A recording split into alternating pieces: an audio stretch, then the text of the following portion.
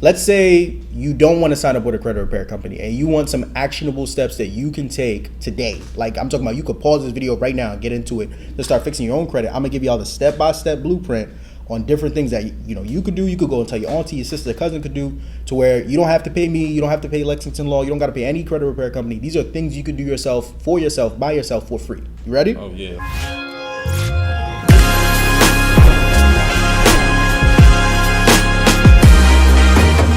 What's up, Factual family? Welcome to another episode here, man. So today we got an amazing guest, Marvin Francois. Did I get that right? You got it right. All right, got you. So I know that obviously we talk a lot about financial literacy, right? But I think it's unfair if we don't tackle what credit is within financial literacy. It's a huge topic. It might not be the most sexiest topic, but it is extremely lucrative if you actually use it the right way. So today we brought a guest on who I would like to say is an expert in this field, right? Oh, so we want to give you credit, bro. I appreciate it. I see what you did there. Okay, yeah, you know what I'm saying? You gotta give you flowers. My boy got bars. Yeah, you know what I'm saying? So let's see what we got going on right now. We're gonna cover a lot of different topics, and I just want this to be a very organic conversation. So let's just kick it off, bro. First off, introduce yourself, right? Okay. Well, do I call them Bag Talk family? Yeah, absolutely. BGF? BTF. There you go. BTF, yeah, you can do your thing. Bag Talk family, what's going on? How's everybody doing? Good morning, good afternoon, good evening. My name is Marvin Francois.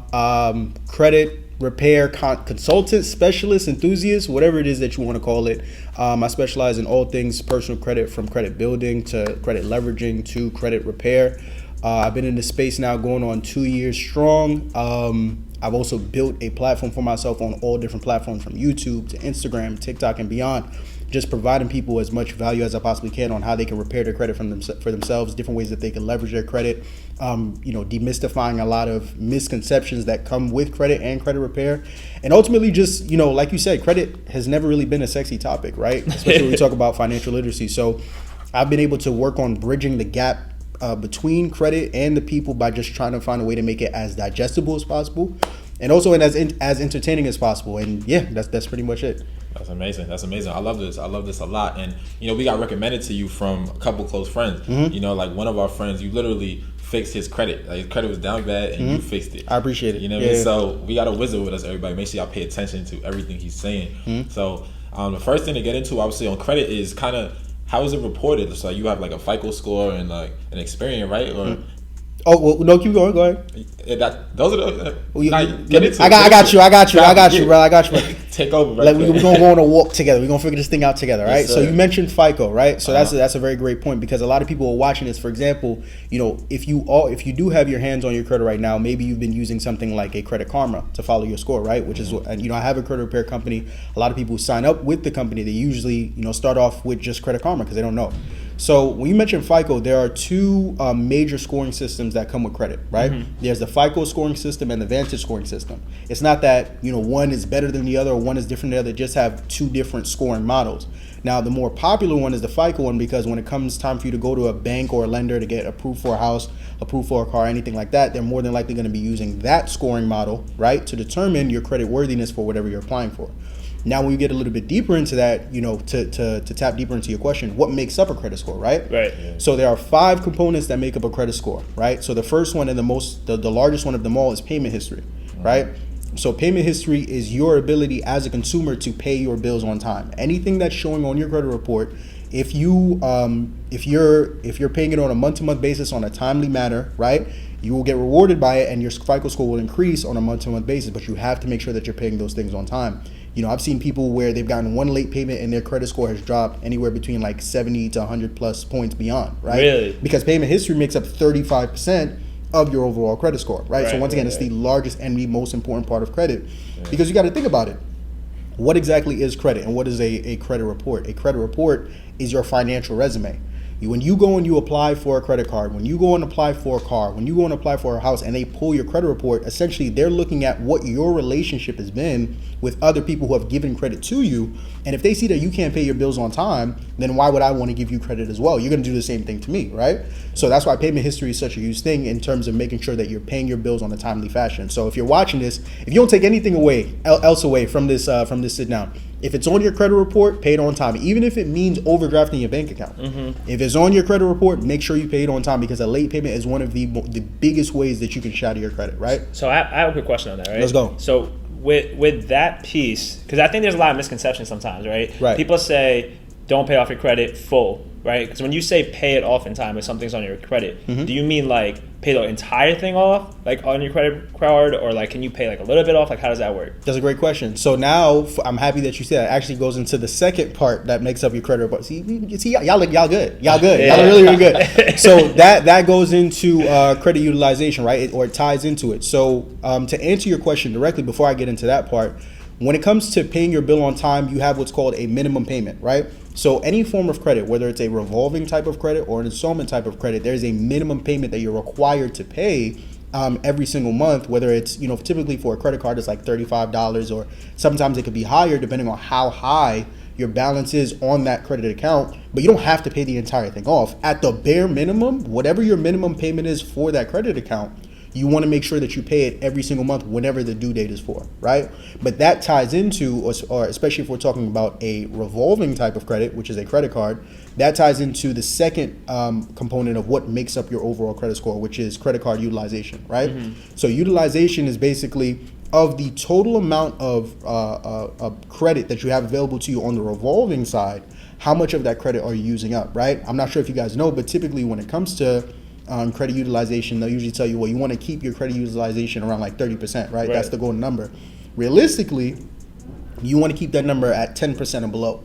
The reason why you want to keep it at 10% or below is because when it comes to your credit card utilization, right? If it's at 30%, it's not going to negatively affect your score. But when you keep it at 10% or below, not only is it not negatively affecting your score, but it's actually optimizing your score. And now you're improving, your score is actually going to get higher if it's below that 10% mark. If it's above that, it's not really going to have a positive or a negative effect. It's going to kind of just be in limbo. But if you keep it below that 10% mark, now your score is going to increase on a month-to-month basis if you're able to maintain that utilization, that 10% or below utilization across multiple accounts.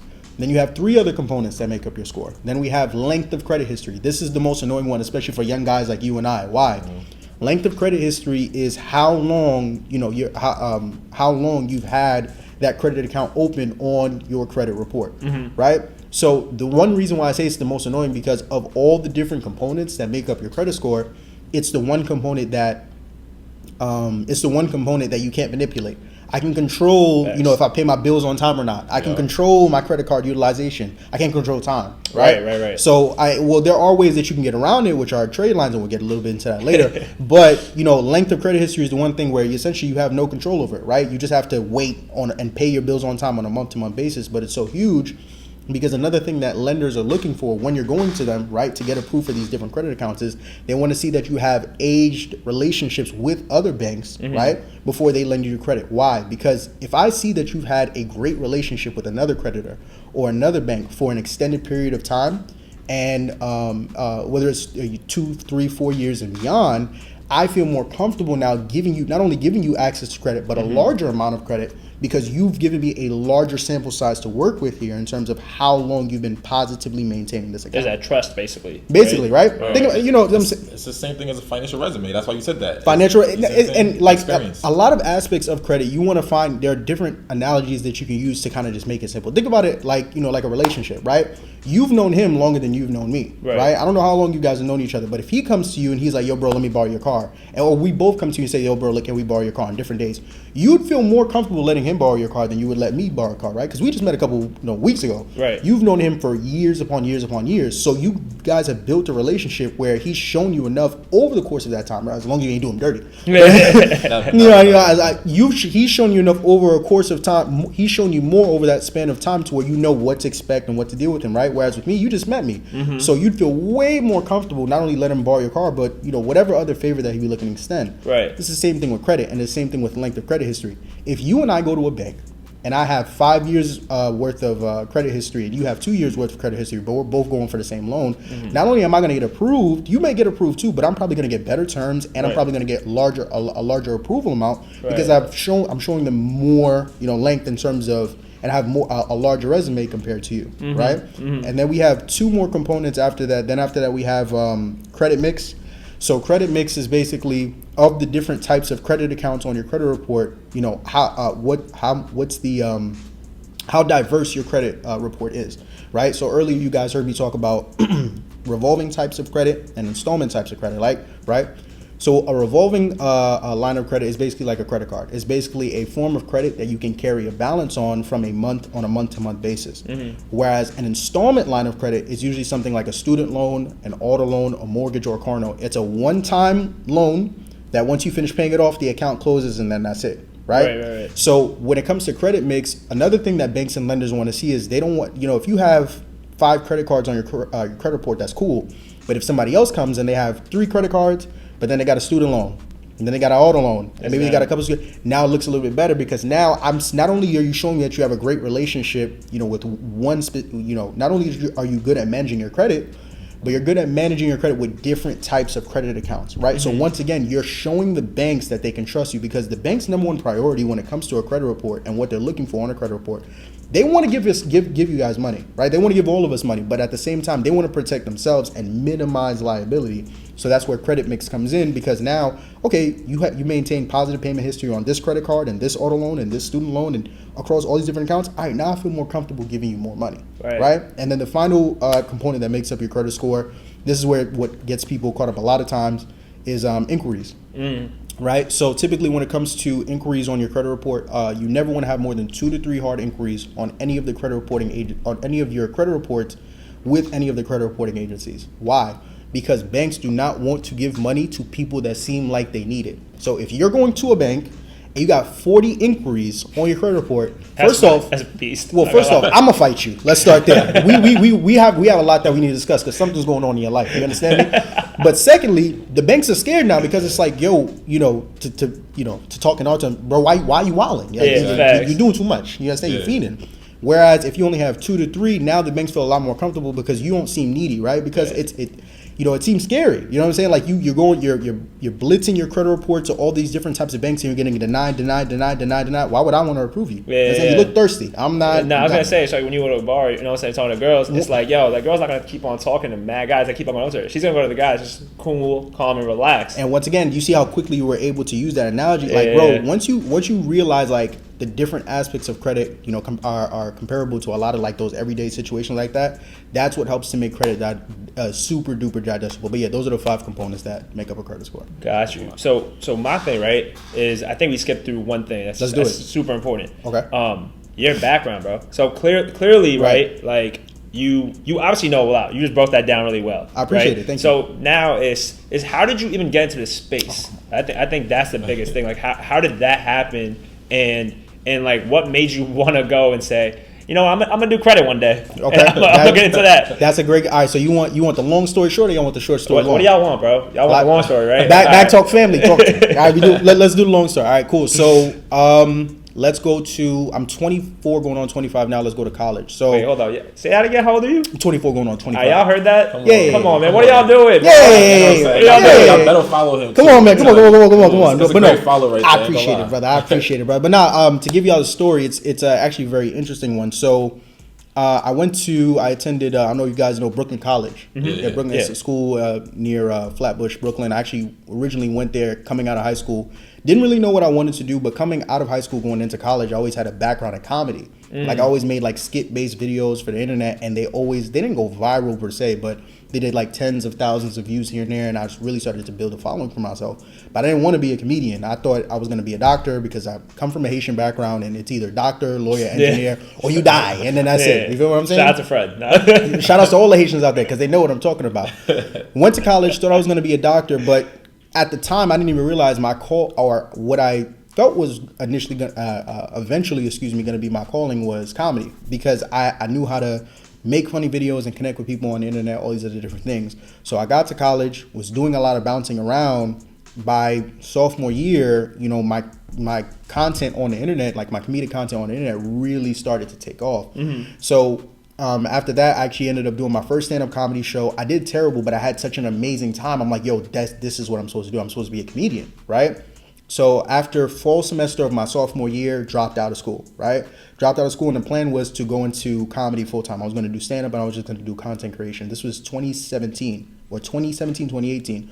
So for the next, this was 2017. So from 2017 to 2020, I was doing comedy full-time, right? Staying at home with the parents, doing comedy full-time. And I was actually doing really well for myself in terms of like career-wise. Like over the course of those 3 years, I was able to travel all across the country, perform at different colleges and comedy clubs. I even headlined at one point in time towards like the third year of my career. I did sold out a comedy club, West Side Comedy Club, in the city. Sold out the club. That's fire. Appreciate it. Thank you. Fire. Credit and comedy. You know what I'm saying? Y'all see the type of guests we bring. No, we Get you a man that can do it all, man. Get you a man that can do both. Get you a man that can do both. But no, I was doing really, really well career wise. Like, you know, I was ahead of the curve compared to a lot of my peers at their third year in their career, just because I knew how to, you know, master the internet game of comedy, right? And I also was heavy into just doing stand-up. Like every single day, I would just wake up and I was at an open mic or I was performing at a show. I was networking. I was just trying to make this thing happen because this is what I thought was my calling.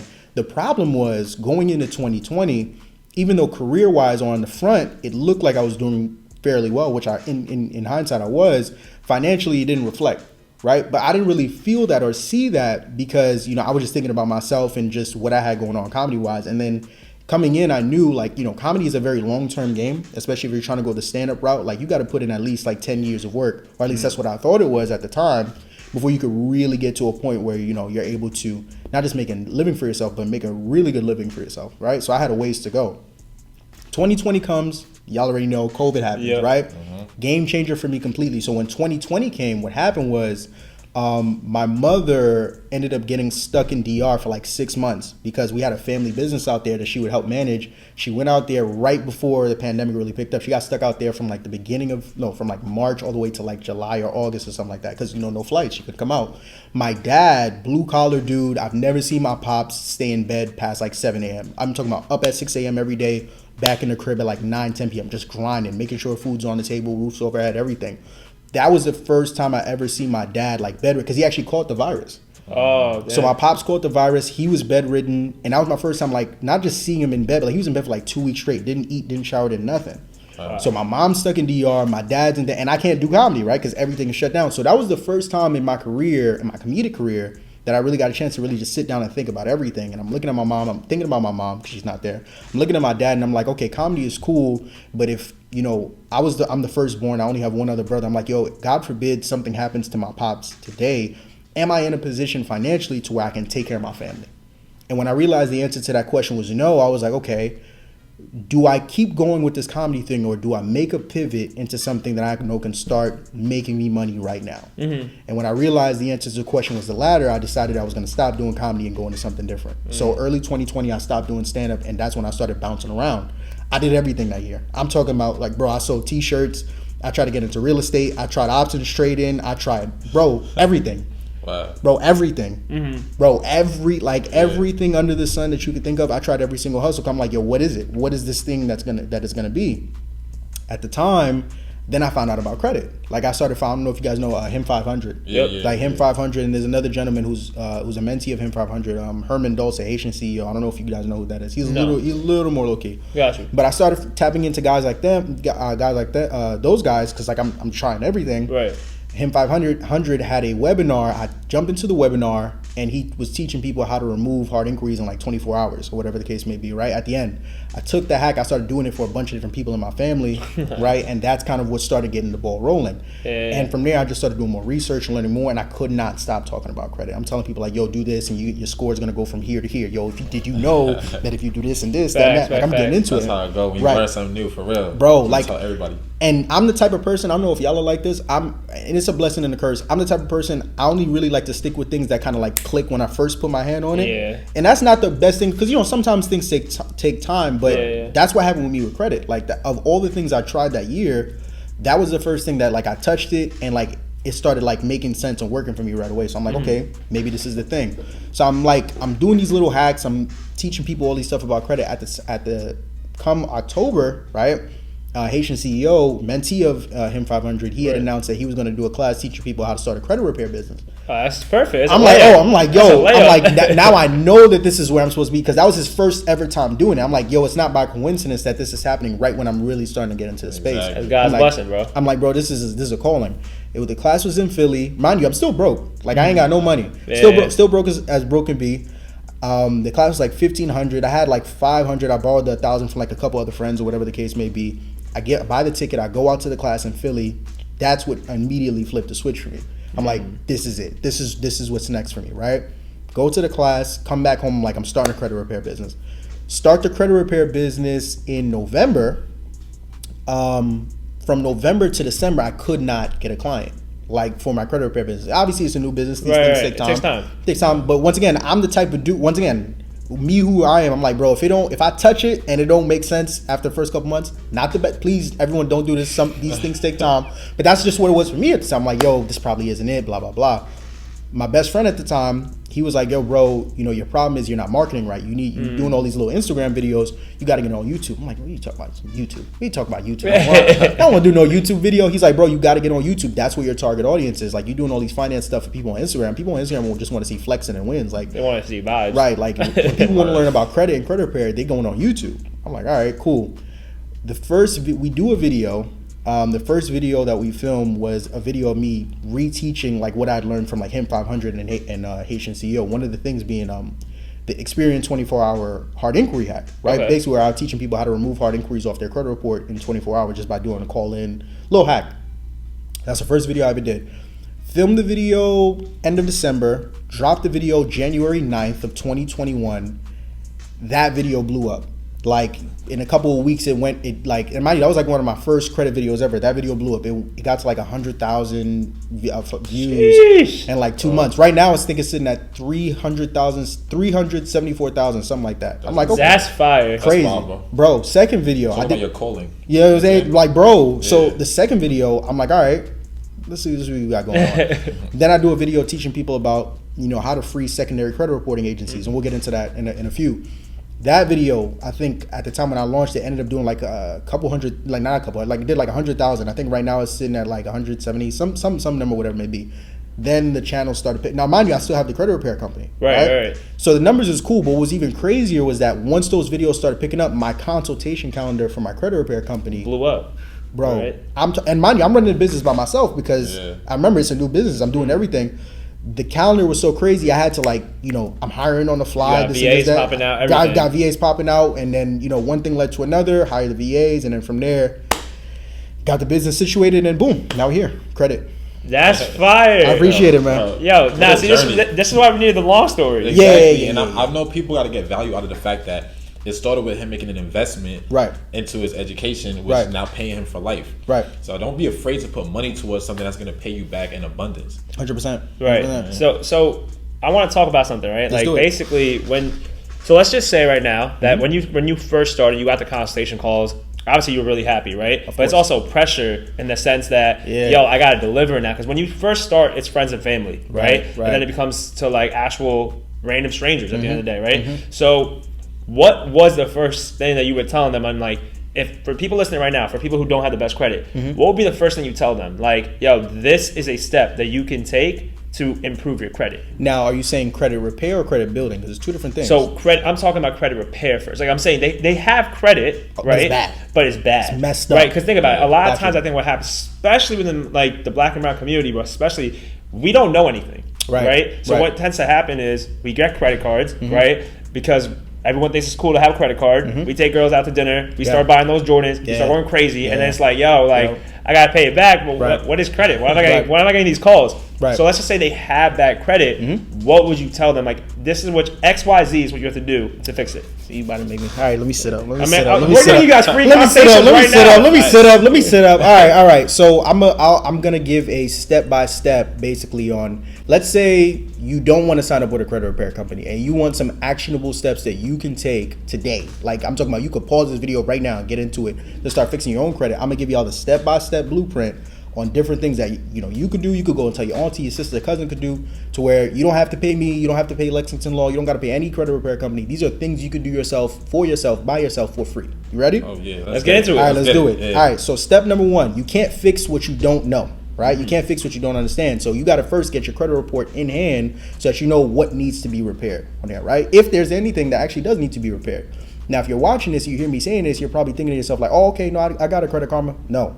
We want the most accurate breakdown of our credit report so that we can truly understand what needs to be fixed, what needs to be improved, what needs to be changed, right?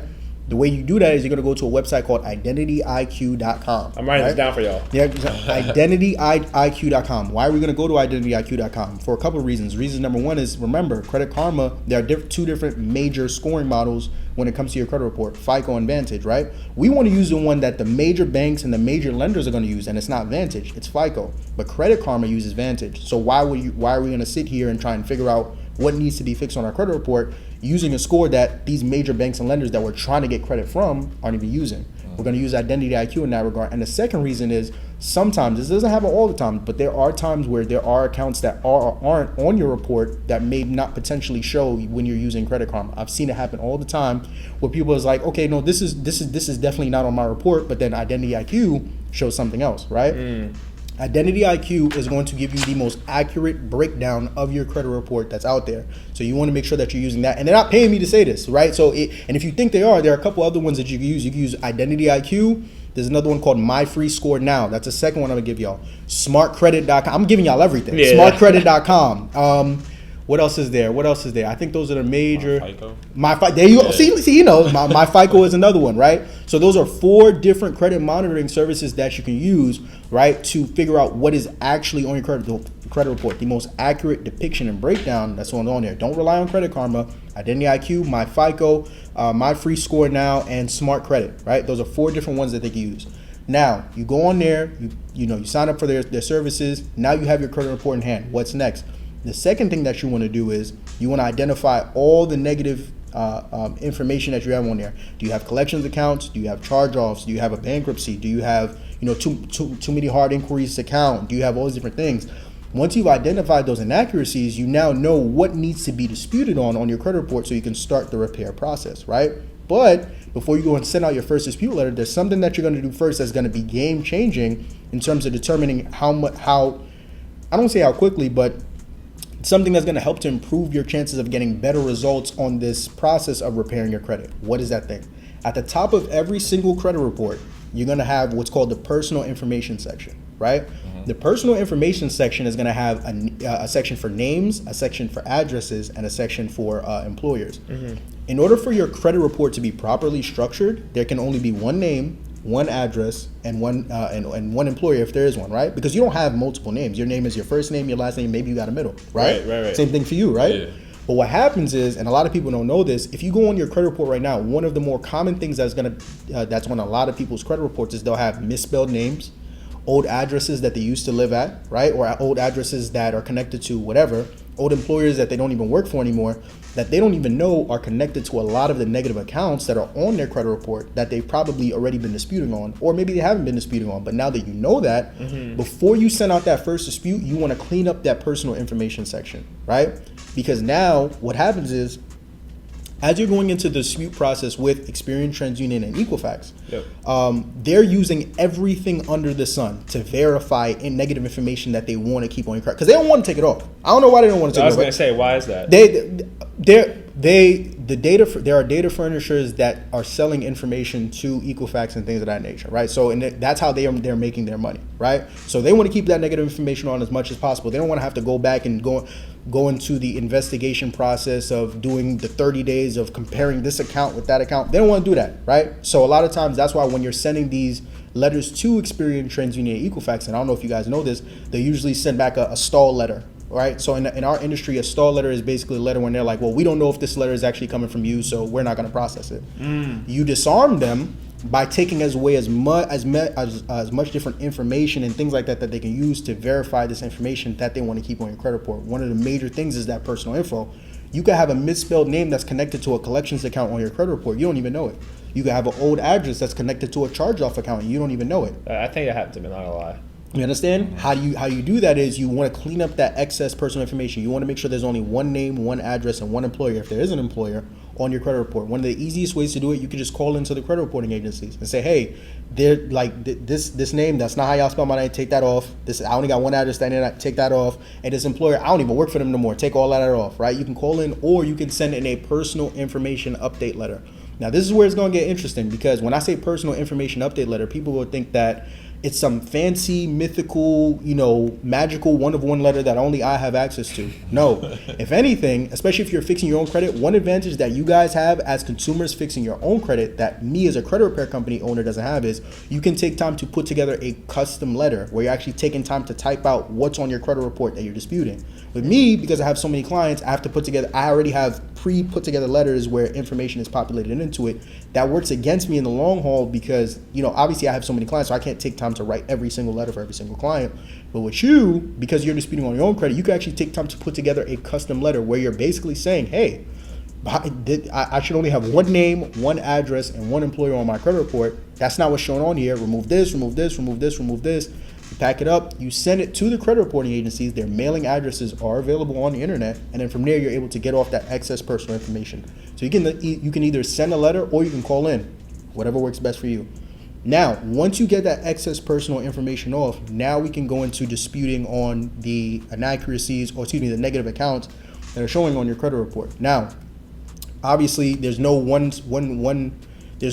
way to go about deleting negative accounts off the report. But typically, one of the more common ways that a lot of people are going about doing it is doing what's called factual-based disputing, right? So by law, under FCRA regulations, all information on your credit report is supposed to be 100% accurate. If you take time, and this is once again another advantage that you guys have, that given that you're doing your own disputing, if you take time to look at your credit report and look at these negative accounts, you're going to see that you have information for that account reporting to Experian, TransUnion, and Equifax. What a lot of people don't know is with these negative accounts that they may potentially be disputing on, 80 to 90% of the time, the information for those accounts is not exactly identical on all three credit reporting agencies, right? So sometime, let's say you have a collection account. That collections account number on Experian may not be what it is on TransUnion and Equifax. That's an inaccuracy. We can highlight that, right, and use that as a reason and use that in our dispute letters to get the credit reporting agencies to remove it, right? Whether it's the account number, whether it's the date that the account was open. The date that the account was opened on Equifax may not necessarily be the same as what it is on TransUnion and Experian. We can highlight that. That's another inaccuracy, right? We want to get that highlighted and also include that in the dispute to get that account off. That's one of the easiest, most common ways to do it because, once again, if you take time to look at your credit report, usually that's the case. Another inaccuracy, and this is another one, going back to the account numbers. This is on 99% of credit reports. If you go on a credit report and you look at the account number, you guys have probably seen this. Yep. The account number will usually say like 4506, and then it'll be like XXXXXXX, right? Yep. That's not the account number, but that's just what the credit reporting agencies put. But that's also another inaccuracy because when you go and you ask the creditor what the account number is, it's not 4506XXXXX. It's going to be 4506, whatever it may be. That's another inaccuracy. We can highlight that. So you just keep tackling that. You just keep tackling it because not by law, they have to, your credit report is supposed to be 100% accurate across all three credit reporting agencies. If that's not the case, you just from you simply highlighting those different inaccuracies, you are now giving yourself leverage when you're attacking the credit reporting agencies to say, hey, look, take all of this off, get all of this removed, right? So then from there, that's something that you can, that's just one of the simplest and easiest ways that you can start disputing on your behalf. But now the next step, and this is where it becomes extremely hard for people, you have to remain consistent in the process. So a lot of times what happens is, and this happens to people who even come into our company, and no matter how much time we try and take to explain to them during a consultation call, they still don't get it. They'll be like, oh, okay, the credit reporting agencies, they're doing this and this is illegal. Why haven't they taken it off yet? It's a month-to-month process. That was going to be my next question. Right? Like, this is not something that happens overnight. And this is exactly why, I get clients who are frustrated and concerned. And the number one thing I try and tell them, like, yo, at the minimum, sometimes it could take you up to 6 months to start seeing results. Right? So if you already been disputing on your own behalf, or you're going to start doing it after watching this sit down, you know what I'm saying? And you're at month 2 or month 3 and things haven't started falling off yet, that's fine. You still have to continue to send disputes over and over and over, right? And make sure that you don't take your foot off the gas, and make sure that you're keeping those disputes within a 30 to 45 day range. Because another thing some people do is they'll send a dispute and send another dispute, and then if something doesn't come off in round 2, then they'll take like a 30-day layover, 30, 40, 50-day layover before they send out the next round. You got to be consistent. Every 30 to 45 days that account is not getting taken off or it's not getting removed. By the way, another thing that you could use on your behalf to improve your chance of getting accounts removed. By law, whenever you are in the process of disputing an account, the credit reporting agency is supposed to leave a note on that account that's being disputed on. If it's not, that's against the law. You can use that in your next round of disputes and tell them, yo, y'all ain't notate this account, highlight it, send it back. But even then, it probably may not come out the next round. But that's why you have to stay on it every 30 to 45 days, constantly sending out those letters to improve your chances of getting that negative account removed. So, and then from there, boom, there. Well, that's the credit repair side. And next, of course, is credit building. But yeah. Yo, that was fire. I appreciate it. Nobody talks about those tips, bro. I appreciate it. Wow, no, I'm not gonna lie. Like, generally speaking, that was hard. Yeah, I appreciate it. For real. Like, so I know you mentioned something about companies that like sell your data. Can you just like explain that to people? Yeah. So basically, Experian, TransUnion, and Equifax are not. They didn't get this information. They didn't get this information from themselves. These creditors take the information that you have and they're selling it to Experian, they're selling it to TransUnion, they're selling it to Equifax, and that's how that's how these credit reporting agencies are making their money. Like one thing that people will say is when they call Experian or TransUnion or Equifax, they say like, oh, these are the credit bureaus. They're not credit bureaus because they're not connected to the government. They're their own individual entities by themselves, right? Yeah, so I didn't know that. they're actually they're businesses. Yeah. They're not like governmental agencies that are oversaw. Like, no, they're their own independent agencies. So these creditors are selling your data to these credit reporting agencies, and then from there, that's how they're making their bread. Wow. Yeah, I didn't know that piece either. Actually, For real. There you go. And you could opt out of that, right? You could tell them. There are different ways to go about doing it, but that's when we get into like secondary credit, because there are people who furnish data on your behalf. And this is okay. Matter of fact, I'm even happy that you brought it up. This is another gem when it comes to credit repair that you can use, right? So there are also a couple. Can I? Go ahead, bro. You sure? It's y'all show. I don't want. Yeah, no, this is your show right now. Nah, don't do that. We're giving you credit right now. So another thing and I'm happy that you brought that up. So when it comes to the furnishing of data that's on your credit report, right? Another thing that people don't know about, and I don't, you guys probably know about it. You guys know about the secondary credit reporting agencies. Yeah. Got you. So everybody knows about like LexisNexis. Well, if you don't, let me assume that you don't. So there are there you go. Excuse me. So there are secondary credit reporting agencies that also contribute to some of the information that's showing on your credit report as well, right? And what happens when you send a dispute to the credit reporting agencies is that you send this dispute to the credit reporting agencies, they get your letter, and then from there they're doing an investigation where they're reaching out to everybody that's connected to this account that you're disputing on. They're reaching out to the creditor, right? Because they're trying to get a piece of information that they can use to verify that's supposed to say on your credit report. And then they're also reaching out to secondary credit reporting agencies as well. Some secondary credit reporting agencies are LexisNexis. SageStream and LexisNexis have merged now, but so let's say LexisNexis, Innovis, ARS, and CoreLogic. Those are like the big four, so to speak. They're furnishing data and information on behalf of a bunch of different types of accounts. So another thing that you can do it, but I'm gonna put an asterisk next to it, is typically before you start your credit repair process, and this is something I used to do, but I don't really do it anymore, you can freeze your consumer report with these secondary credit reporting agencies to also improve your chances of getting results on your credit report. Why? Because once again, we want to disarm the credit reporting agencies as much as possible during this dispute process, right? So when you freeze your consumer report with LexisNexis, SageStream, ARS, and Innovis, and Equifax gets a dispute letter from me, and I'm like, yo, do an investigation onto this, and they go to Innovis and be like, yo, what's going on with this account? And Innovis is like, yo, I can't tell you anything, bro. He froze me up. I can't say, all right, cool. LexisNexis, he froze me too, bro. I can't. So you can literally call them and be like, yo, I want my account frozen. You can literally type in LexisNexis security freeze, Innovis security freeze, ARS security freeze, CoreLogic security freeze, and then from there, once you go in, you could either, some of them require you to do it online, others require you to call in, some of them require you to fax. It varies, but if you go on their website, they'll tell you. It's something I used to do. The reason why I don't do it anymore is because from my personal experience, it's not that much of a game-changing thing. So instead of freezing, you can also send disputes to them as well, right? So to those secondary. Yeah, you can do that as well. Like, for example, sometimes, you can also send to them as well. So you can freeze and experiment and see if it works for you. Like I said, from my personal experience, I've done it. It's not that much of a game-changing thing, but you can also send disputes to them as well, right? Because once again, you don't know. Equifax may be also using LexisNexis to validate that this information that's on your credit report.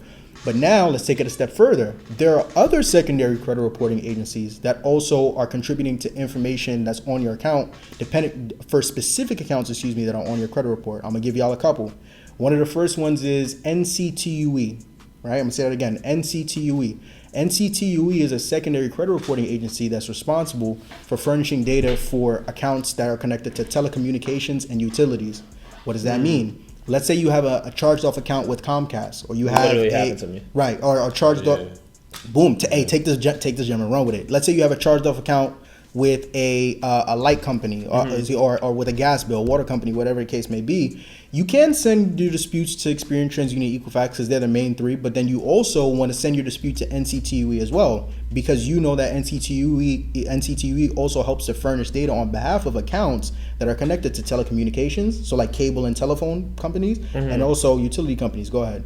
Cause it just kind of crossed my mind, right? So when you're doing the whole can I get my credit report, right? You're going to see what's wrong with it. So if you see like utilities is a problem, you could literally just call them right off the bat. Well, I don't know if the NCTU has it. They probably do have a number, but you can send your dispute letter to them. Yeah. There you go. So you can send your dispute letter to them. So that's another one. I don't know how much easier it could be, bro. I'm gonna give you another one, MIB, and this is another popular one. So MIB is a secondary credit reporting agency that helps to furnish data on behalf of medical collections. So if you've gone, that's huge. That's a popular one. That's a very popular one, right? Now with medical collections, right? If you have a medical collection on your credit report, like if you had a hospital bill or a doctor bill, whatever the case may be, and you've been fighting it with Experian, TransUnion, Equifax, you want to get MIB involved too, because they could be contributing to that data that's keeping that collection account with medical collections on your credit report, right? So that's also another gem for y'all as well. I'm actually literally learning from at the same time. Let's go. I forgot we was doing the show. I'm out here learning. Yeah, I'm taking notes. I'm not gonna lie to you. I'm really taking notes. Let's go. So I guess let's transition a little bit, right? Let's do it. So now we got the repair side of things. I'm sure there's more, and we keep on going and going, but I know a lot of our audience is young people, right? So they're just either getting out of college, or they're like us right now. Actually, I can't. You're younger than us, bro. We're 27. We're 27. Oh, y'all young. Okay. We not too far. We're not too close. We not too far. We not too close. I was 25. Yeah, I'm just saying, man. Right. So basically, I think for those people who aren't at like the 700 range, right? They're trying to build their way up, right? Because I think I'm just gonna be honest. I think a lot of times it's a flex to say I have an 800 because you don't really need that at a certain point. I would say from what I've heard is after like 720 or 730, you kind of get the same rates. I don't know if that's 100% true or not. But I want to talk about the building side of things, right? So what are some ways that people could start building their credit, right? And I know another question is gonna come up later, so I'm gonna hold on to that one. Okay, that's fine. Let's do it. All right, so. Okay, this is good. Let me set up. Credit building, right? So you just watch this. You're watching this sit down. I just gave you guys a couple of tips, tricks, and gems on how to repair. Now let's get into the credit building aspect of things. So before you start building, we got to get into the mindset of this all, because you said something that was very key. You talked about it's a flex to be able to say I got a 750, 800, whatever the case may be.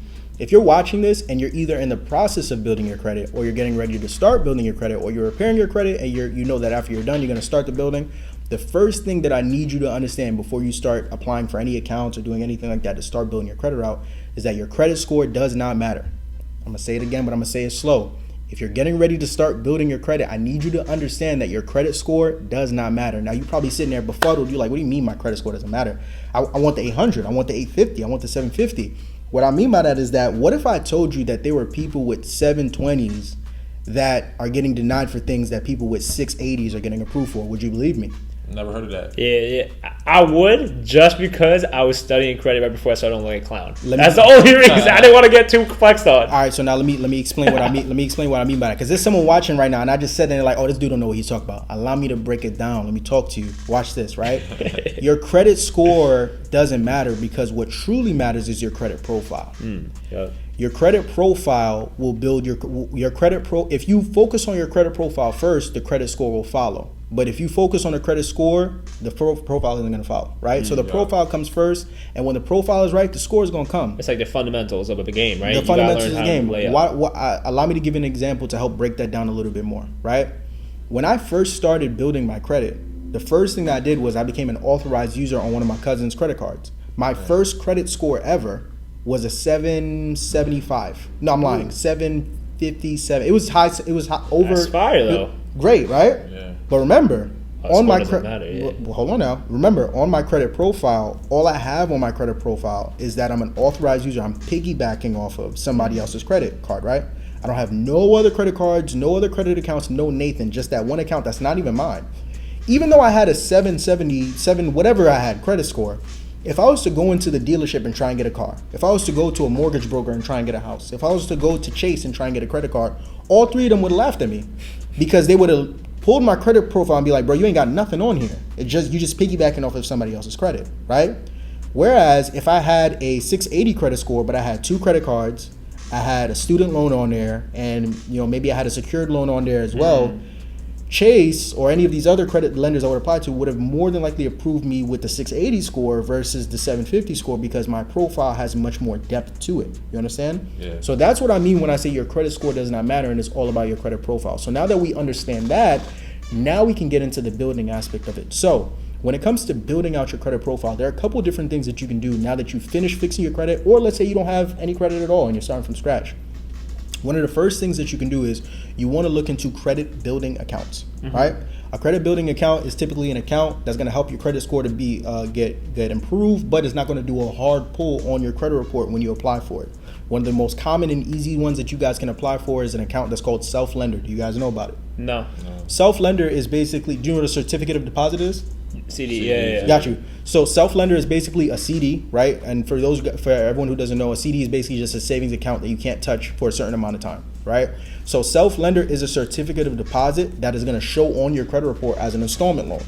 So what happens is you're basically going to be paying yourself to save money, but it's going to show on your credit report as if it's a loan that you're paying off. That's fire. Right? That's so fire. with Self-Lender, it's one of the easiest ways that you can start getting, because they don't have a pre-approval process, they don't have anything. You're going to go to self.inc, that's the website, self.inc, and you're going to get 4 different options. It's going to be a $25 option, a $49 option, I think a $99 option, and like a $150 option. You're going to want to go for the cheapest option, which is the $25 option. Why am I going to go for the cheapest option? I'm glad you asked. The reason why you're going to go for the $25 option is because not only is it going to, is it the cheapest one, but also because with the $25 option, it's going to stay on your credit report for up to 2 years. The other options that Self offers are only going to stay, the 2 higher tiered ones are only going to stay on your credit report for 1 year. We want the account that's going to stay on there longer because it's going to build our positive payment history, but then it's also going to build our length of credit history as well. So it's going to help to strengthen and bolster our credit score as well. And the bonus of this all is, after those 2 years are up, remember it's a CD. So after those 2 years are up, you basically just paid yourself to save money, and Self is going to pay you back the money that you saved after those 2 years minus some interest, right? So I just got off the $25 plan myself, and I think it paid me out like $500 something. So that's money I was just paying myself to save that was helping me build my credit up, right? That's one credit building account that you guys can use. There are other couple credit building accounts. There's another one called Kickoff. I don't know if you guys know what Kickoff is. No. Kickoff is more. It's not the same thing. It's basically a line of credit that you're gonna get. I think it's up to like $500, but the only thing is you're only able to use that line of credit to buy things within their like Kickoff store or whatever the case may be. But that's fine because we're not using it to go out and buy things willy-nilly. We're going to use it to build our credit report, right? To start building that positive payment history, to start building that credit mix, to start building, that good credit rapport with these creditors, right? So that we can start building our credit out. And then from there's some other ones, but I don't know if we want me to get into them right now or... It's on you, bro. Okay, got you. So then there's another one. There are other different things that you could do to build out your credit report. You could also do what's called a secured loan. Do you guys know what a secured loan is? Yeah, we were just talking about that. So a secured loan is probably one of the easiest ones. Once again, it's kind of similar to the concept of Self. You're basically saving your money. You're basically paying yourself to save, but then you're also building out your credit. So for y'all who are watching at home, a secured loan, basically you're going to find a bank that you already have a relationship with. You're going to put some money into a savings account, and then you're going to borrow that money against that savings account, right? And that money that you borrow is now going to appear on your credit report as an installment line of credit, right? It's another great way for you to start saving. So you're basically taking money, and it doesn't have to be a lot. It could be $200, $500, $300, and that's you pick the limit that you want to go with? You borrow based off how much money is in the account. Okay, now, different banks may have different, different procedures and things like that they have. Right. But it's entirely up to you. Like, you can put $200 into the savings account and borrow against that $200. Got you. You can put $1,000, whatever is best for your financial situation. That's the great thing about starting to build credit. You don't need thousands upon thousands of dollars to start building your credit report out, right? You could have $50 and then start out with Self, right? You could have $200, put it in a savings account with Chase or Bank of America or Navy Federal, whoever, take a secured loan out against that, and then just start paying it back incrementally, right? These are different things that you could do. Another suggestion I would give for a way that you can start to build your credit report out, are you guys familiar with rent reporters? No. What, like the fact that the rent goes onto your Oh, right? that one, yeah. Because that just happened recently. I feel like that was like everyone started talking about it on Instagram recently. I feel like so rent reporters basically. I love rent reporters. I'm gonna tell you why. Rent reporters is basically a rent reporting credit agency to where you can take your payment history of money that you've been giving to your landlord or this rent that you've been paying and have it show on your credit report. Yeah. Now, there's another one that's also called Rental Karma that you could also do that with, right? Now, I personally prefer rent reporters. The reason why I prefer rent reporters is because, on one hand, I don't like it because it only shows on TransUnion, which is a little bit sucky. But what's dope about it is, for one, with rent reporters, they can backdate your payment history up to 2 years. Oh yeah, I need that. Game changing. Game changing, right? Game-changing. Now, it backdates your payment history up to 2 years, meaning that if you've been living at a place and you've been paying rent for a certain amount of time, right, they're not going to start reporting your payments from the day that you signed up with them. They can go back up to 2 years and say, like, all right, this meant if we're in 2022 now, right? So they can start reporting payment history going all the way back to 2020, right? Silly question on this, right? Let's go. So like, do you have to have paid it using a credit card, or could you have paid to use your like actual bank account, like your checking account? What, the rent? The rent. Now, here's where it doesn't matter. It really doesn't matter. But you're talking about to the landlord, correct? Yeah. It doesn't matter, and I'm gonna tell you why it doesn't matter. This is another thing that I love about rent reporters. With rent reporters, says there might be an 18-year-old kid watching this right now, like, bro, I don't pay rent. I stay at home with my family, right? That's perfectly fine. When I signed up with rent reporters, I was also staying home with family. What you're gonna do is you're gonna sign up for rent reporters, and you're gonna list the landlord as like your mom, your dad, or whatever the case may be. You're gonna list their name. You're gonna list their number. You're gonna list some amount that you say that you're paying rent, $800 a month, $1,000 a month, $1,500 a month, whatever it may be. Rent reporters is gonna sign you up. Then they're gonna call the number that you have on there listed for this landlord, who is i.e. your mom, your dad. Then from there, once they call it to your mom and dad, and be like, hey, or you could pick up and say, because they won't know. You can pick up your mom and be like, hey, is this Sam's landlord? Yes, this is Sam's landlord. All right, has Sam been living here for? Yep, he pays rent. Yep, all right. Now all they do from there at once a month, usually. No. I was gonna say it can't be that easy. No, it really is. Like, that's crazy. No, bro. And now here's where it gets even funnier. This is what I did, and the front reporters is watching this show. Yeah, I was gonna say he's giving out too much. No. So this is what rent reporters does, right? So what's funny about it is when I signed up, I made my dad my landlord, right?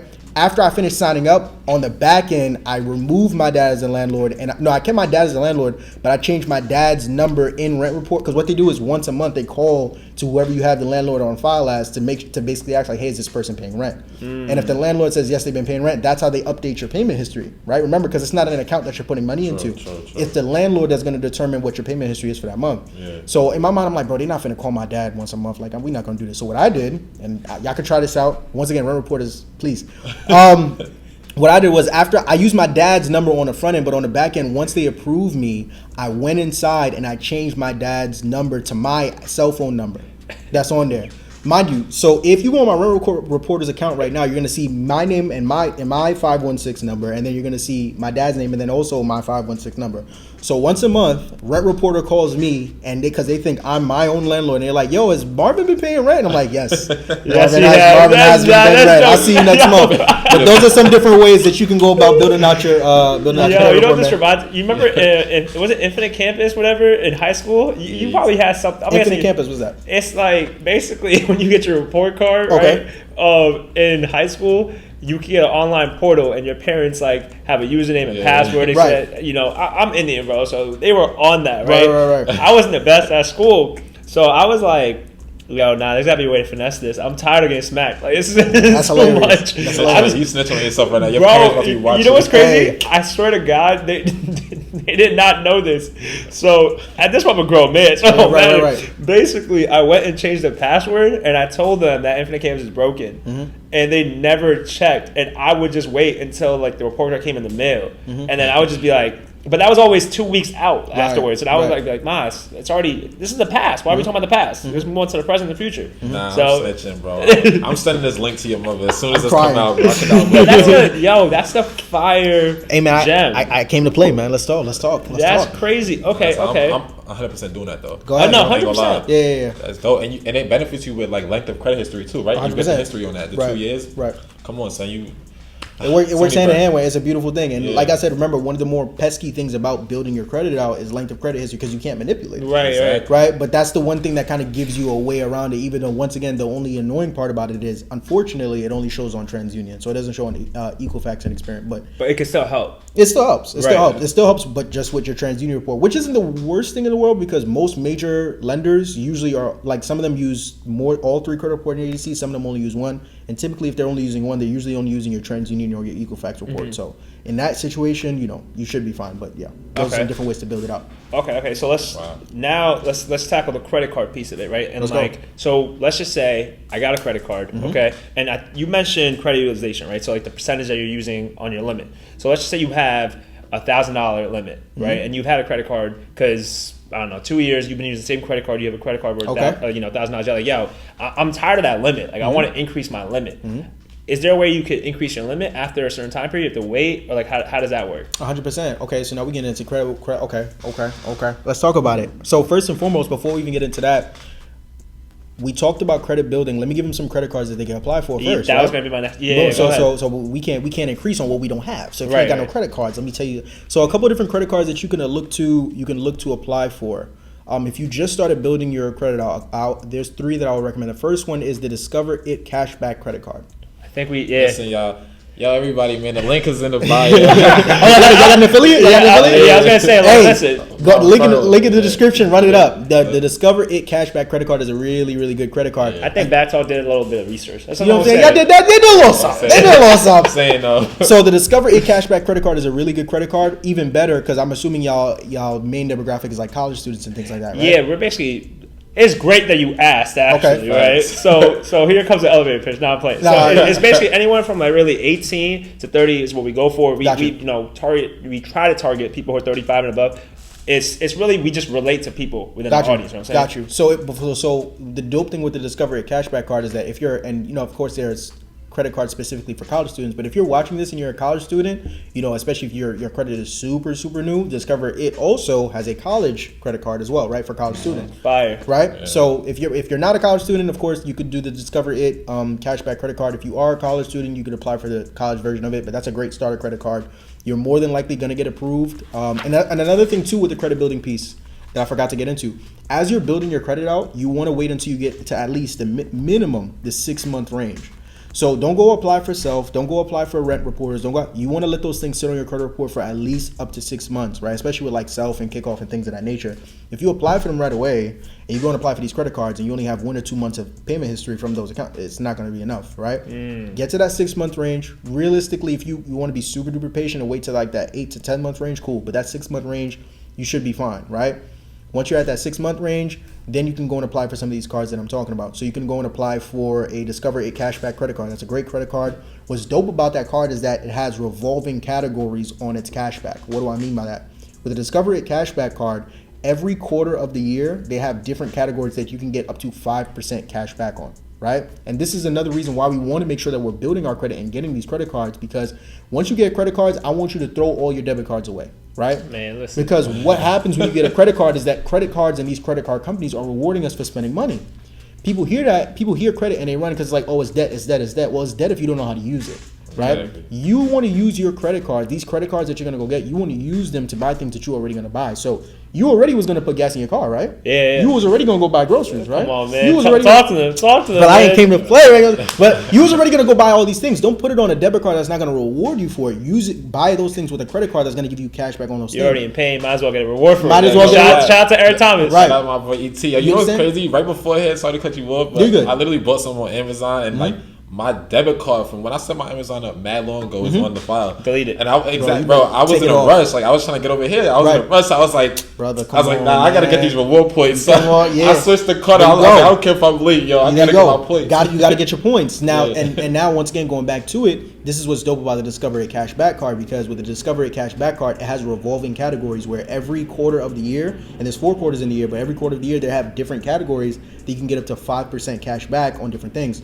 So in some categories they'll be able to get 5% cash back on like restaurants and like drug stores, whatever maybe. Gas. Another category would be like gas and restaurants. Another category would be like Netflix and So that for me, I think that's one of the most underrated credit cards out right now. It's super duper clutch, super easy to get if you're a beginner to credit. And on top of that, the only annoying thing about it is they don't start giving you increases, and we're gonna get to that in a second, until you had the card for at least 12 months. So that's that's the only annoying thing. But once you get to that 12-month range, they're super duper generous with the increases. But that's a great credit card to get.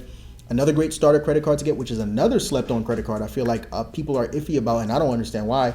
If you have and this is only if you have Apple products, but the Apple credit card. Yo, my boy was just talking to me about this. The Apple credit card is a really, really dope starter credit card for you to get if you're just building out your credit. Once again, easy to get and also super duper generous with the limit increases, right? Because obviously, as we're building positive relationships with these credit card companies, we want them to give us, more and more money. Mm-hmm. One of the dope things about the Apple credit card, at least from what my relationship was with them, and once again, we're gonna get into credit limit increases.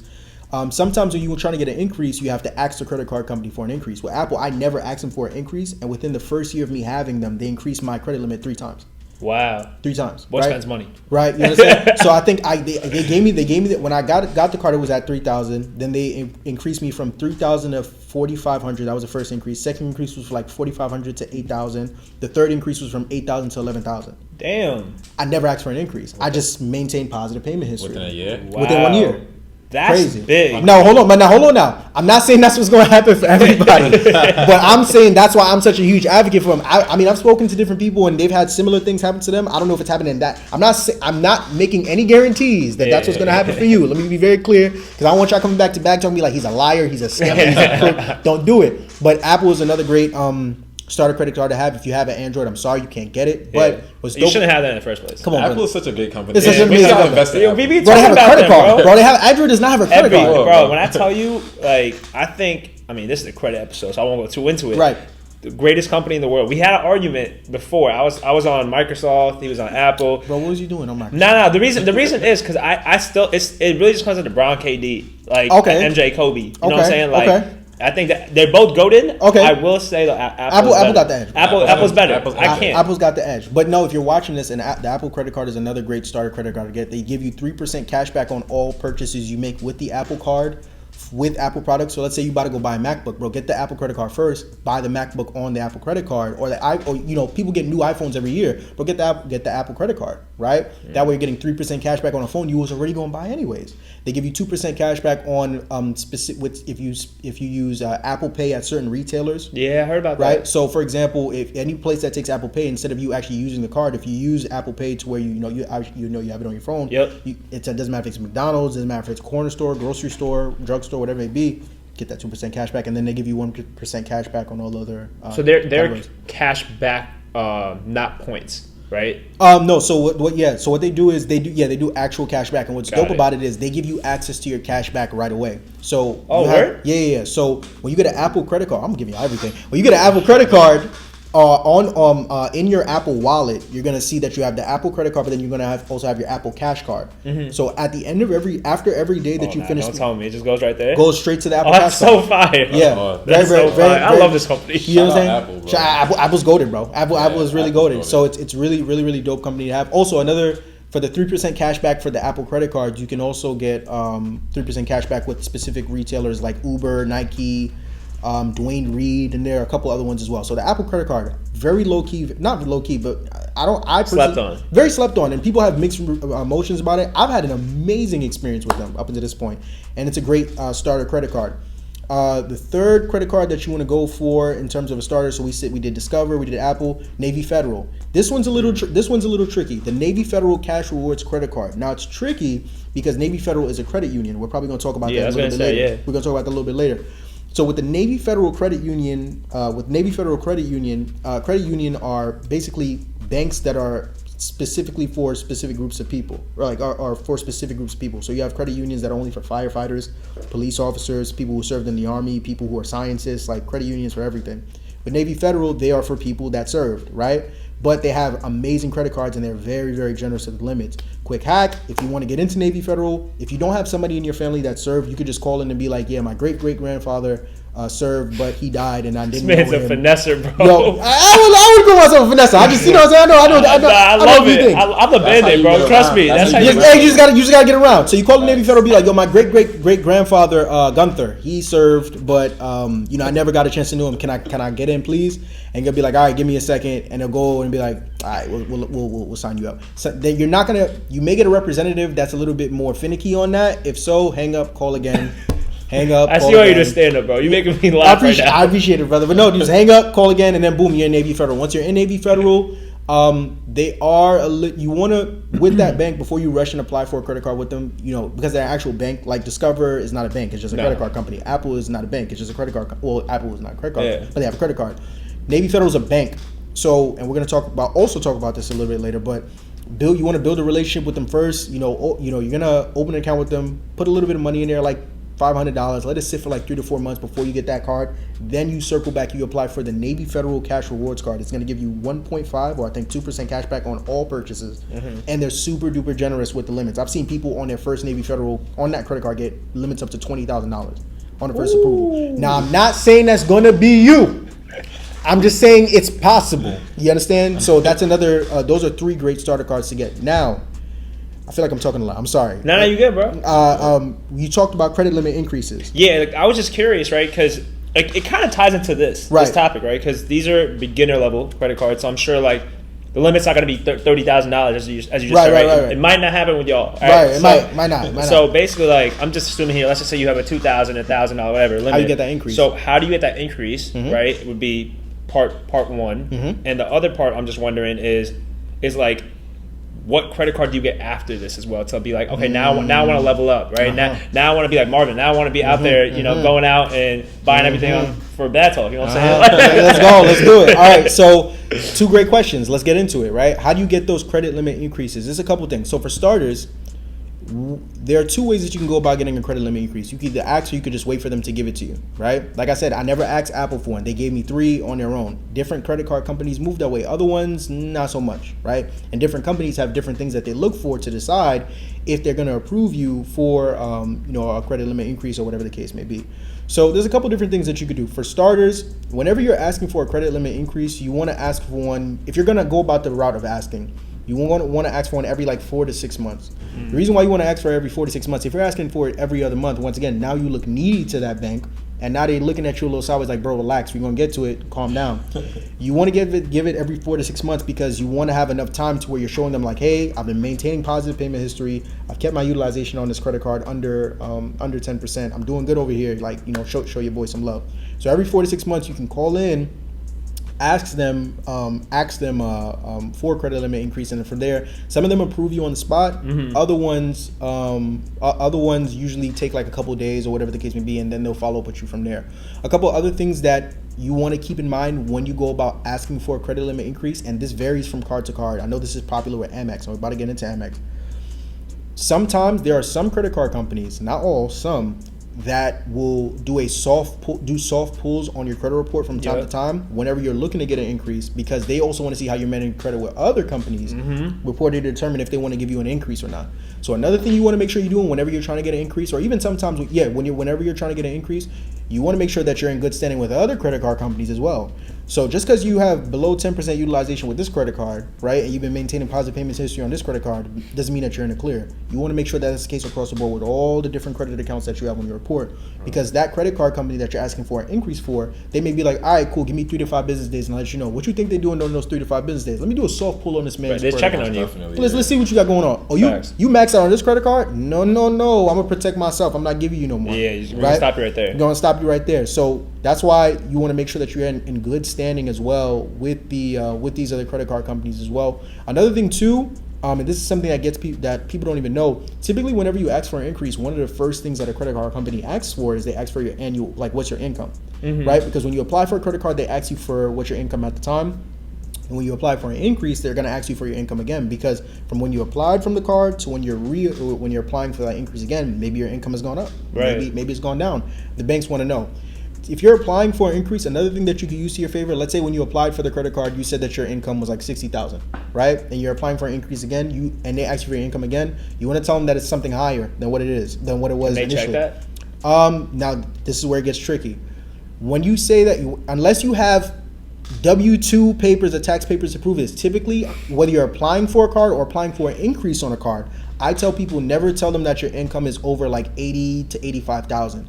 Once you get into that 90 plus range, now they're gonna be like, all right, let me see some paperwork. If you say like 80 to 85,000, they're gonna take your word for it and then just determine on their own, like, all right, do we want to give them an increase or not?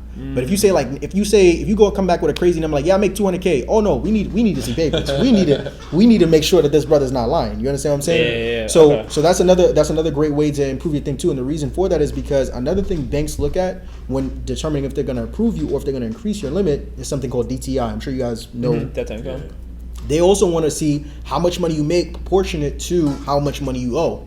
So, that's some, like, for example, if you have a student loan or whatever the case may be, and let's say that when you first applied for a credit card, you said that your income was $60,000, they're going to look at you a lot differently if you come back and say that my income now is $80,000 versus when it was $60,000 compared to, and when they're looking at things like your debt to income ratio as well, right? So that's another reason why we want to update our income before or when we go and apply for these increases to not only improve our chances of getting approved for the increase, but also improve our chances of getting approved for a larger increase. And then you're able to take it from there.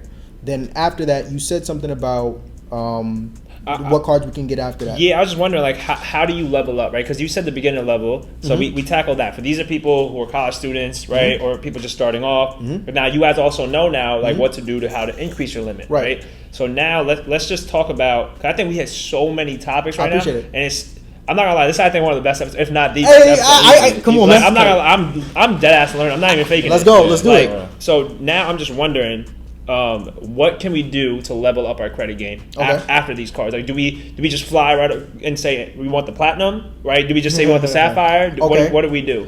And I feel like this ties in kind of with what we're saying. With every episode, we ask our guests to give them like just some bag talk. Oh, facts. Right. This kind of ties in like this because we always end every episode with everybody giving us a piece of advice. So it's called bag talk. Because could you give our audience some bag talk while answering this question? Because it kind of ties in. Like, how do we level up now that we have all this knowledge? Okay, got you. Let's do it. All right, so different tier. So after you've gotten all these starting credit cards, right, you want to look into different credit cards that you can apply for, right, like you're saying that are a tier above. There are a couple of different cards that you could look into. One of them is the Aviator card with Barclays. So Barclays, Heard of that, yeah. I don't know if they're still running this promotion, and if they are, amazing. If not, I'm sorry, but it's still a great credit card to have.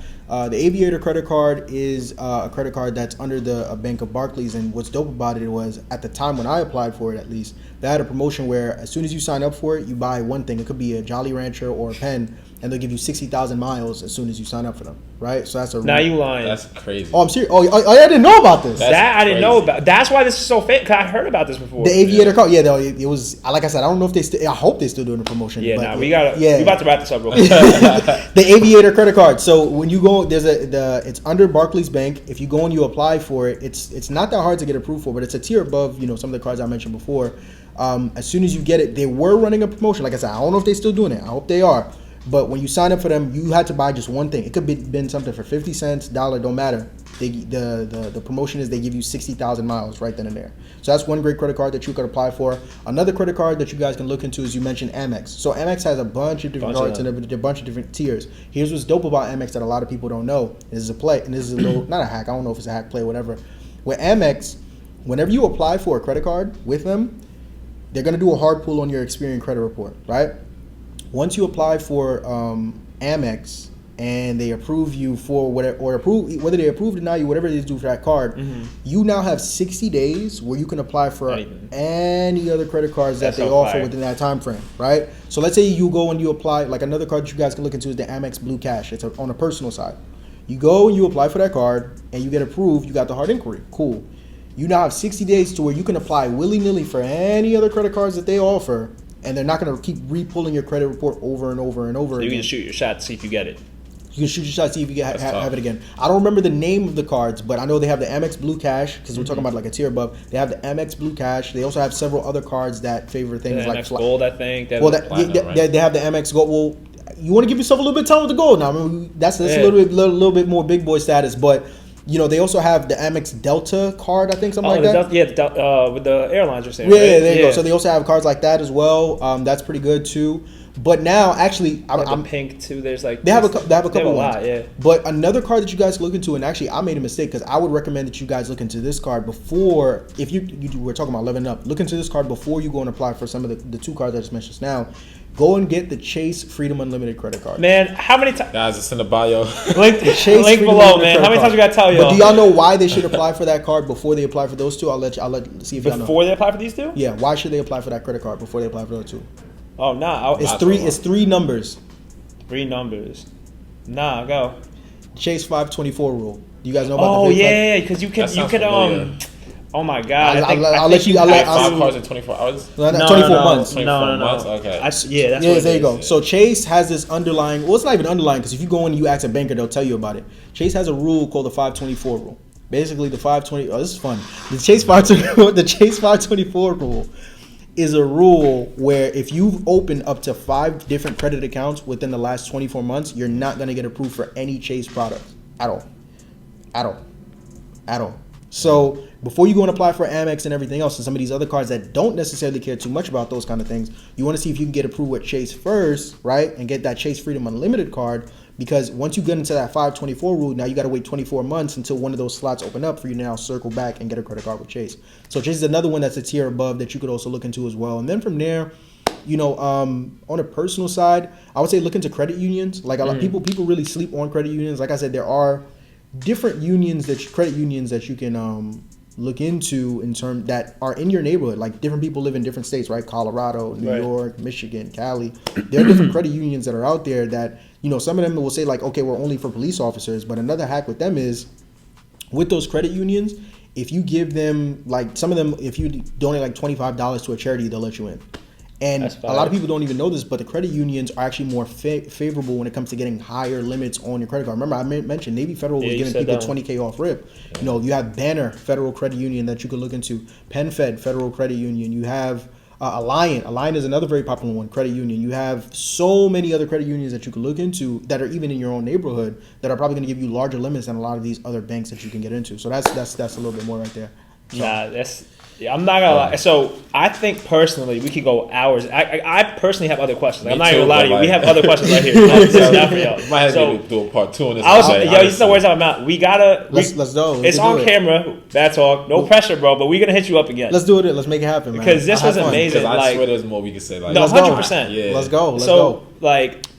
I hate to do this. We have to cut it short right now. Okay. Because we gotta get out of here and everything. It's just a lot that we want to talk about. Round 2 will be happening. Let's do it. Yeah. Let's do it. Before we do that, it's gonna be completely unfair if we don't say this, right? One, that was probably the best episode. Not gonna lie. I appreciate it. Right. And 2, definitely promote yourself, bro. Like, say where they can find you. Right. Obviously, you do consultations. I don't know if you still do them and everything. Yeah. Okay, so.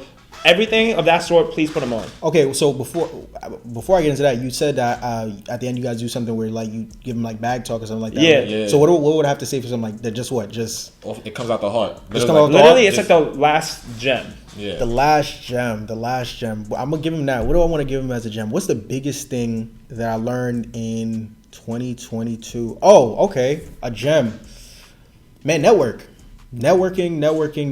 I'll give him 2. First thing I'll say is networking.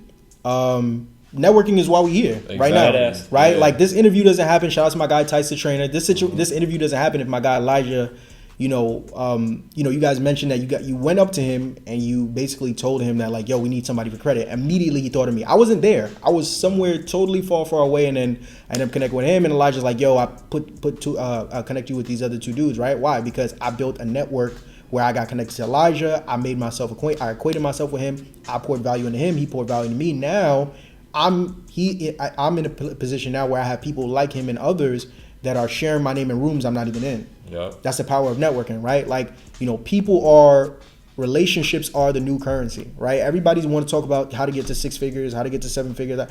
It's situations and things like this. Bro, tomorrow these guys could have the biggest entrepreneurship platform on the planet, right? They're going to remember episodes like this. They're going to remember sit-downs like this where they had people like me come in and just give game on top of game on top of game to come back again and again and again to continue to share gems with y'all. So what I would say is, understand the value and the power of networking, right? Surround yourself with like-minded individuals. And also, don't count out people just because, they're not, where you're trying to get to, right? You never know, bro. The dude that you down today could be the same dude that gives you, your biggest come up tomorrow, right? Don't underestimate anybody. Don't overestimate anybody. And prioritize meeting as many people as possible. Go to conferences, go to seminars, go to networking events. Put yourself out there, because you could literally be one handshake away from, you getting your first 6 figures, your first 7 figures. And the second thing I would say is, understand that there's a beauty in scaling slow. I'll say that. Facts. What I mean by that is, we live in a social media age where, y'all hear me say what I said right now. It was like, oh, damn, he made a YouTube video and now all of a sudden he's up. Like, bro, it doesn't happen that way for everybody. And I know that. And I'm very grateful and appreciative to be in this position. But I hate that we live in an age now where everybody feel like if they not a millionaire in the first 2-3 months of them doing something, they got to drop it, right? These things take time, right? Like, it's a process to it. Yeah, and if you're in the space of this process right now, I know it's frustrating. I know it's tiring. But, if we talk about bag talk, before you get to the bag, you got to know that there's a trials and tribulations that you got to go through, right, before you get there. Definitely. So if you on a process that come up, I know you see, 21 and 22-year-olds throwing bags on yachts and Ferraris and all this stuff. Bro, you're going to get there and beyond. Trust me. Put your head down. Put the work in. Learn your craft. Learn your business. Learn your hustle. Learn whatever it is that you're doing to the absolute fullest. And before you know it, whether it's a year from now, 2 years from now, 3 years from now, you're going to be way ahead of everybody you thought was smoking you. That's a fact. Yes. Now, with that being said, where can you find me? At Marvin Francois _ on Instagram, on YouTube at Marvin Francois, Twitter at Marv Francois _ I'm anywhere that you could type my name at. I don't have no aliases. I'm not Marv the credit guy. None of that. I'm just Marvin Francois. At Marvin Francois, last name Francois. Yeah, that's pretty much it, man. That's it. Ooh, this was hard. That was fire. So that was fire. I learned so much. We really genuinely want to thank you for your time, I appreciate bro. it, man. Bro, this was amazing. Yes, sir. And yo, bro, let's close it out. Yeah, so like always, right? Thank you for still watching. We're going to put all his information in the description below. Right. It's going to be on YouTube. It's going to be on our Instagram. It's going to be on our Spotify and Apple Podcast. You're going to find his information, so definitely reach out. And like always, y'all, make sure you like, comment, and subscribe to the channel. Plus, hit the little notification bell because we drop 2 videos a week. And you don't want to miss them, man. Come on. We're going to check you out next week. But until then, peace. Peace. My guy. Soundstripe.